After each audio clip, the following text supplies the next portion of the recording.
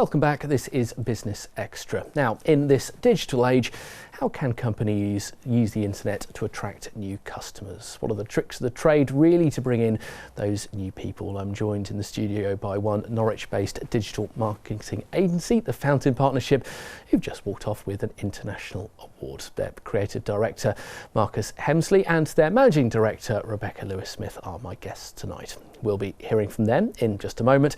But first, let's get the business headlines for the week. Thanks, Neil. A new plan's been agreed to try and tackle the construction skills shortage across our part of the country. The New Anglia Local Enterprise Partnership's leading the project that's called the Sector Skills Plan for Construction. It'll work by encouraging more people to consider it as a profession. One of the ways it will look to improve things is by trying to tap into underused areas of recruitment, like ex-military personnel. It's been put together with the help of the industry to try and make sure that the training given here meets the needs of the industry. The number of people out of work has dropped again in Norfolk as we start to approach a record number of people in employment. New figures out this week have 3,701 people claiming job seekers allowance, which is more than 150 down from October. And if you compare it to this time last year, it was more than 6,000. The job centres say it's helped by the number of retail positions available at this time of year.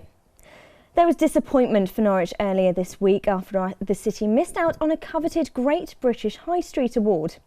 The Castle and Arcade district was visited by the judges of the competition a few weeks ago, but was ultimately beaten in the city category by Derby.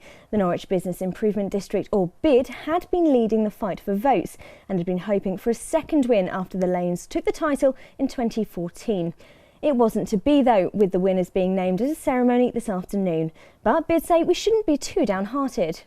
We're all proud of what Norwich has achieved to date so far. To even get shortlisted and down to the final three is fantastic news for the city, the businesses within it as well. Through social media, the retailers got behind it and pushing out their own messages, so it just creates all that awareness, and off the back of that, a footfall as well. Thank you very much indeed. So, how do you make digital marketing work, and how do you turn clicks into business? Well, the Fountain Partnership, who are a Norwich-based digital marketing agency, have beaten thousands of businesses from all over the world to win an award from Google, one of their Premier Partner Awards for Best Search Performance there. Marcus Hemsley and Rebecca Lewis-Smith are my guests tonight. Good evening to both of you. Good evening. Now, I guess any award with Google on must make it a pretty big deal. A lot of people may not have heard of this. What exactly is it? This is the Google Premier Partner Awards. So they have put on an awards programme for their Premier partners. That's about the top 3 to 5% of agencies around the world who send the most amount of work Google's way. They've picked us out that we've already got a lot of benefits just from being a Premier partner. And this year was the first year that they've won awards for those Premier partners. They had 8 categories.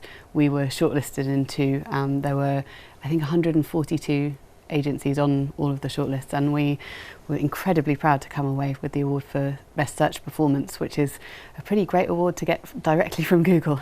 Well, and a lot of people may not have heard of these awards if you're outside of the industry, but how surprised and proud were you to have actually come away with this? Yeah, I mean, in our job in using it's like Norwich winning the Champions League, to be honest. I mean, we had agencies we were up against from all over Europe, you know. Some huge ones. Huge ones. I mean, with staff of up to sort of 2,700 people, was we're based in Norwich and there's 17 of us. But what Google did was just look at our methodology, how we do marketing, and compared that all equally rather than saying, well, how big are you?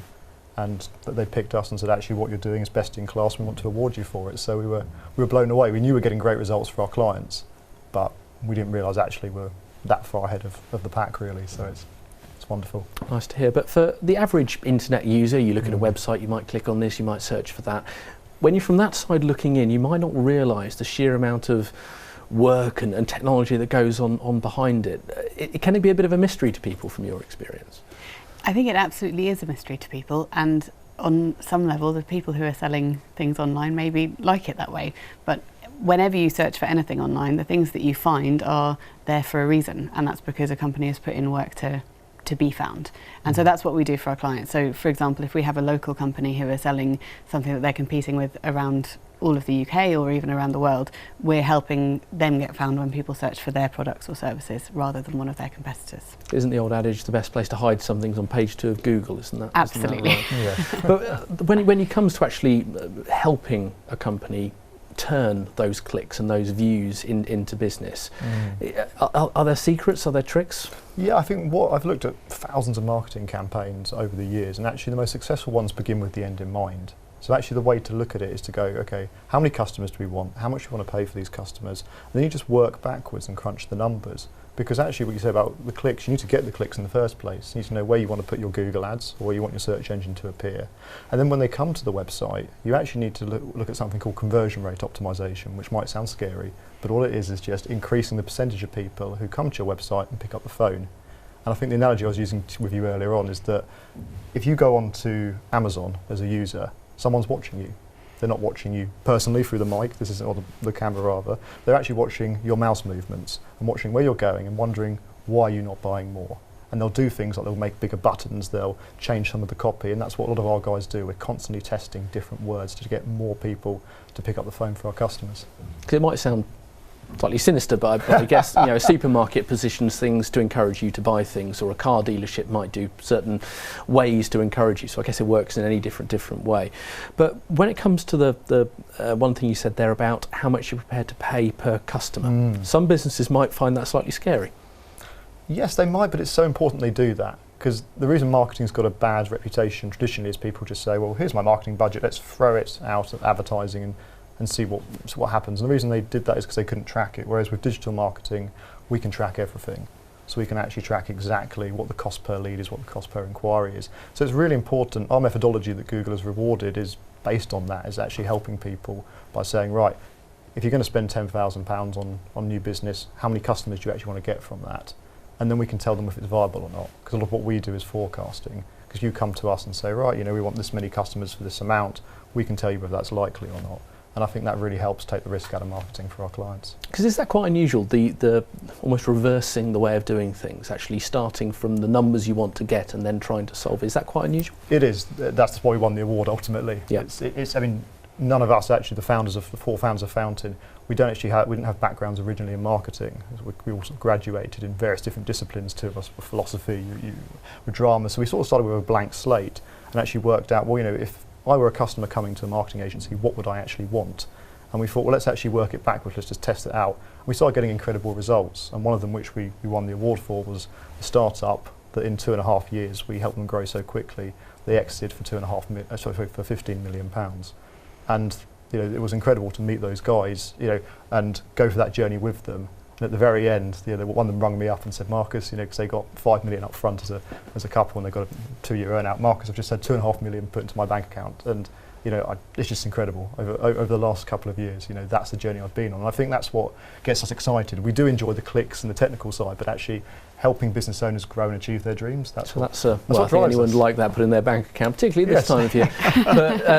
But Rebecca, we are running out of time. But the fact that a relatively small agency from Norwich has been able to get this award and get this kind of recognition, as you say, it's like the Champions League of such things. Does it show for you that the ideas behind a business, whether it's yours or anyone else's, can actually make you bigger than the sum of your parts, I suppose? Absolutely, and I think it is the commitment that we have as the founders of the business, that our team have. We have a really exceptional team who work incredibly hard and they really, Marcus says about caring about clients, they really, really do. They have a great relationship with all of their clients. And I think that it's that pulling together to do something which is about the principles of how we work, the collaborative approach, the creativity, all of those things pulling together in the right direction for the client. And it's amazing to have that recognised on an international level, and sort of putting Norwich on the map of digital marketing. Well, I guess the challenge was, though, getting that back from Dublin, because that was really quite heavy. Absolutely, we were worried we had to buy a second seat. Might have been cheaper than putting in luggage. Anyway, that is all the time we have for tonight. But do remember to drop us a line with your thoughts and your business stories too. You can find us on Twitter @MustardTV. The hashtag is BusinessExtra. We'll be back same time next week, but for now, my thanks to Rebecca and to Marcus for joining us tonight, and to you for watching. Have a very good night.